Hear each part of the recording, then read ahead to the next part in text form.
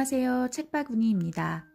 이번 시간에는 제임스 앨런이 지으고 임지연이 옮기고 문예출판사에서 출판한 위대한 생각의 힘이라는 책을 함께 나눠보고자 합니다.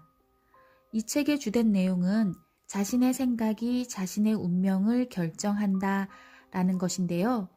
글쎄, 여러분들은 자신의 생각을 얼마나 믿으시나요? 생각에 힘이 있다라는 것을 믿고 계신가요? 아마 자기 개발에 조금이라도 관심이 있으신 분들이라면 이런 얘기 한 번쯤은 들어보셨을 것 같아요. 된다고 믿든 안 된다고 믿든 당신이 믿는 대로 된다 라는 이야기인데요. 이 말은 생각에 그만큼 엄청난 힘을 가지고 있다라는 뜻을 내포하고 있는 이야기죠. 그런데 이 제임스 앨런이 지은 이 책도 그 부분에 대해서 아주 중요하게 이야기를 하고 있습니다.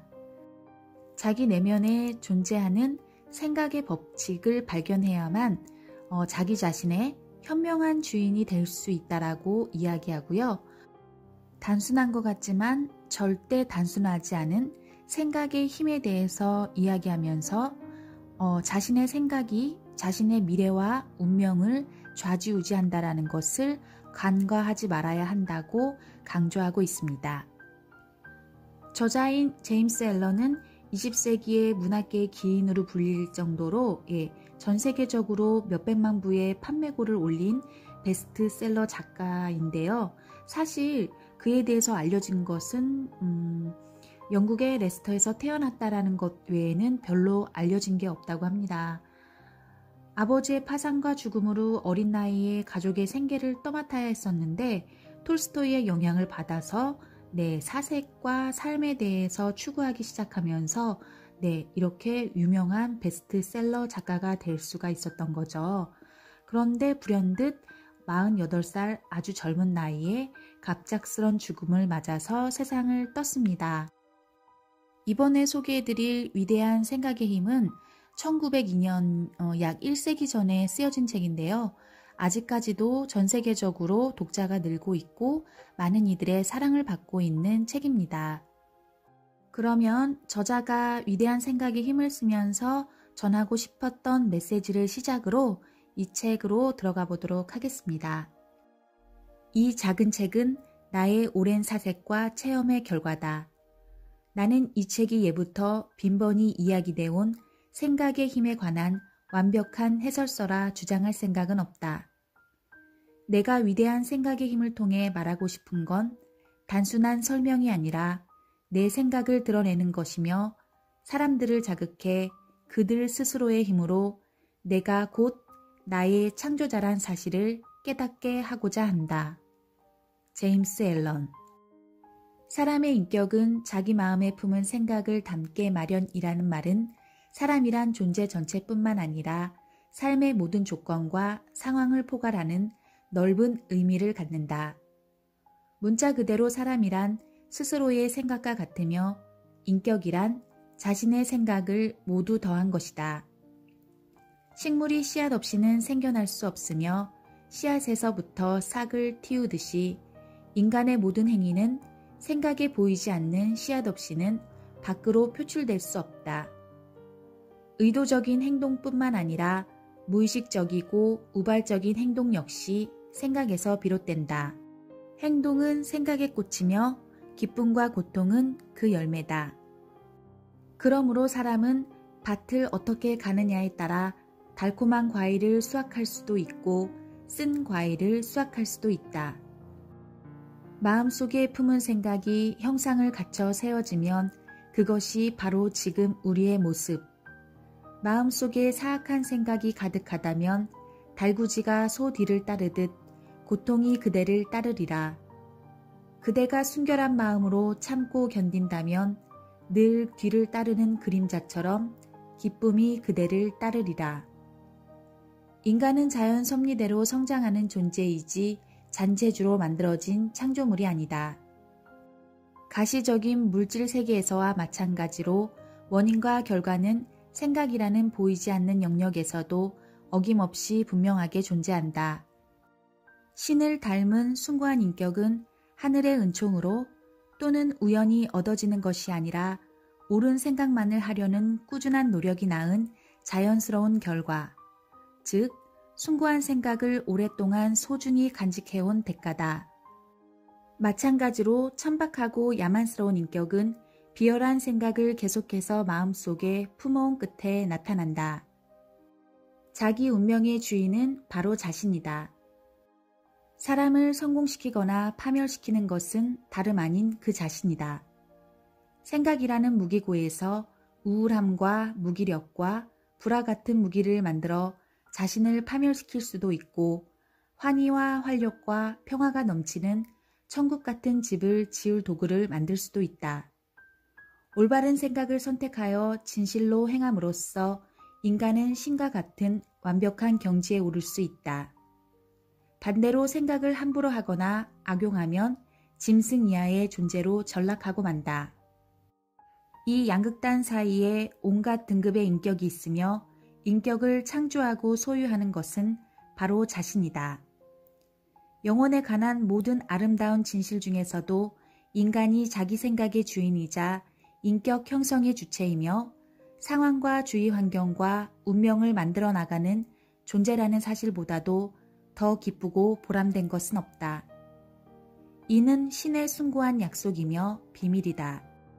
힘과 지성, 사랑 그리고 생각의 주인인 사람은 모든 상황에 대처할 수 있는 열쇠를 쥐고 있으며 원하는 바를 이루도록 자신을 변화시키고 개선시킬 수 있는 능력을 내면에 지니고 있다.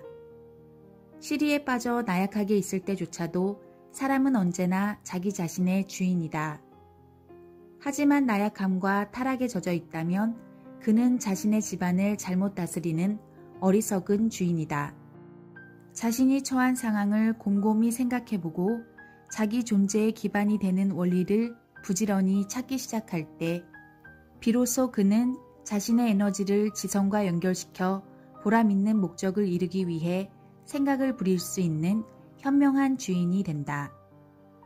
이런 사람이 깨어있는 주인이며 자기 내면에 존재하는 생각의 법칙을 발견해야만 그러한 주인이 될 수 있다. 생각의 법칙을 발견하려면 먼저 생각을 적절히 적용하고 자신을 분석하고 수많은 경험을 쌓아야 한다. 구하라.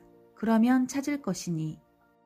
황금과 다이아몬드를 손에 넣으려면 끊임없이 땅을 파고 찾아 헤매야 하듯이 존재와 연관된 어떠한 진실이든 얻기 위해서는 영혼이라는 광산을 깊이 파내려 가야만 한다. 사람은 자신의 인격을 만들고 삶의 틀을 짜고 운명을 개척한다. 생각을 주의 깊게 제어하고 변화시켜 자신이나 타인, 그리고 자신의 삶이나 주변 상황에 미치는 영향을 살펴본다면 이 말의 진실성을 틀림없이 알게 될 것이다.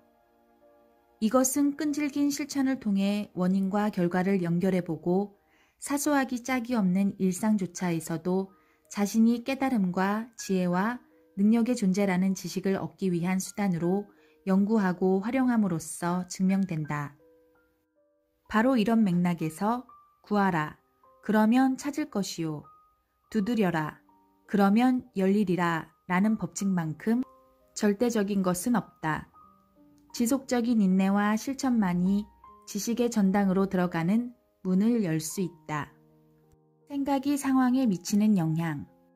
사람의 마음은 정원과 같아서 지혜롭게 가꿀 수도 있고 광야가 되도록 방치해둘 수도 있다. 그러나 가꾸건 방치하건 싹은 반드시 돋아난다. 제대로 씨를 뿌리지 않는다면 어디선가 잡초씨가 날아들어와 쓸모없는 잡초만 무성해진다. 정원사가 정원을 가꿀 때 잡초를 뽑고 자신이 원하는 꽃과 과일 나무를 심듯이 인간은 마음속의 정원을 가꿔야 한다. 그릇되고 무익하고 불순한 생각의 잡초는 뽑아버리고 제대로 된 유익하고 순수한 생각의 꽃과 과실을 완벽에 가깝게 길러내야 한다. 이 과정을 거치면 곧 자신이 자기 영혼의 1급 정원사이자 자기 삶의 책임자임을 깨닫게 된다. 또한 자신 안에 있는 생각의 법칙을 발견하며 인격, 상황, 운명을 형성하는데 생각의 힘과 마음의 요소가 어떠한 작용을 하는지 점점 더 정확하게 이해하게 된다. 생각과 인격은 하나다. 인격이 환경과 상황을 통해서만 발견되고 발휘될 수 있는 것처럼 삶의 외부적인 조건은 언제나 개인의 내적 상태와 조화로운 관계를 맺는다.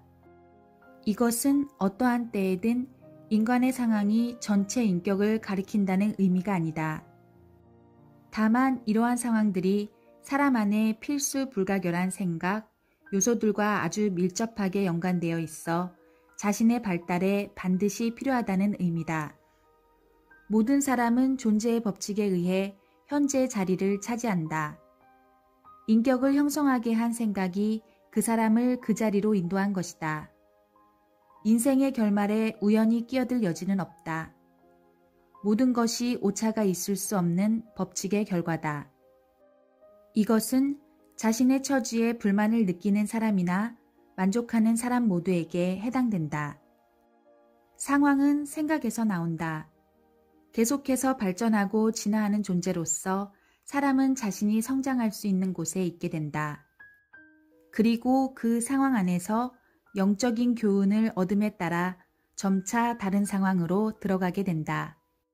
사람이 스스로를 외부 조건의 산물이라고 믿는 한 주변 상황은 계속해서 그에게 고통을 안겨줄 것이다. 하지만 자기 스스로가 창조적인 힘이며 상황에서 자라난 자기 존재의 숨겨진 토양과 씨앗을 다스릴 수 있다는 사실을 깨닫는다면 자신의 참된 주인이 된다. 자신을 정화하고 절제하는 훈련을 쌓은 사람이라면 누구나 상황이 생각에서 자란다는 것을 안다. 상황의 변화는 정신적 변화에 정비례한다는 사실을 깨닫게 되기 때문이다. 진심으로 자기 인격의 단점을 고치기 위해 노력해서 뚜렷한 향상을 보았다면 상황도 그만큼 빨리 변화시킬 수 있다. 영혼은 그 안에 은밀히 감추어진 것을 끌어당긴다. 사랑하는 것은 물론 두려워하는 것까지도 끌어당겨서 영혼 안에 간직해온 원대한 포부만큼 높이 이르고 절제되지 않은 욕망의 나락만큼 추락한다. 상황은 영혼을 변하게 하는 수단이다.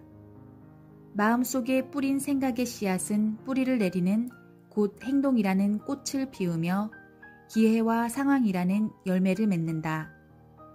좋은 생각은 좋은 열매를 맺고 나쁜 생각은 당연히 나쁜 열매를 맺는다. 상황이라는 외부 세계는 생각이라는 내부 세계에 따라 형성된다. 그것이 기분 좋은 것이든 불쾌한 것이든 외부의 상황은 개인의 궁극적인 선을 만드는 요소가 된다.